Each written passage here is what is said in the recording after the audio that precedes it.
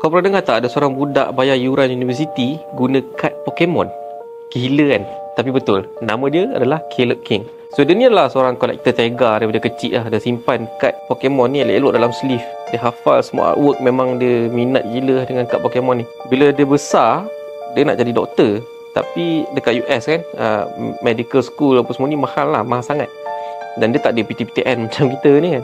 So duit dia tak cukup, and dia dah nak give up dah masa tu impian dia nak jadi doktor ni. Tapi satu hari dia buka balik dia punya collection card dia tu, and then baru dia sedar macam ada kad yang rare lah sebenarnya dalam ni, yang harga dia bercecah ribu-ribu dolar.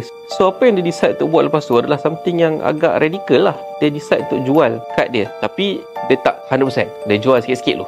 Hasil daripada jual sikit-sikit ni, dia dapat 80,000 USD, which is more than enough. Tak adalah more than enough, cukup kot aku rasa cukup untuk bayar dia punya med school punya fees. So masa tu ramai yang tanya dia, macam bro, tak rugi ke jual semua benda ni sebab market tengah naik ni kan?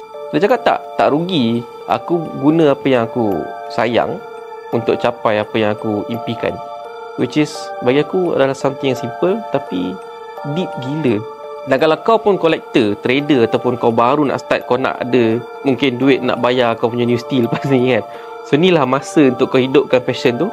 Sebab TCG KL Convention 2025 akan berlangsung pada 31 Oktober ni sampai 2 November dekat Royal Chulan KL. Semua fans-fans TCG akan gather, dan kau boleh beli, trade dan juga jual kad kau. Jumpa illustrator untuk sign kad kau, dan cari rare items, rare cards yang kau tak akan jumpa kat tempat lain.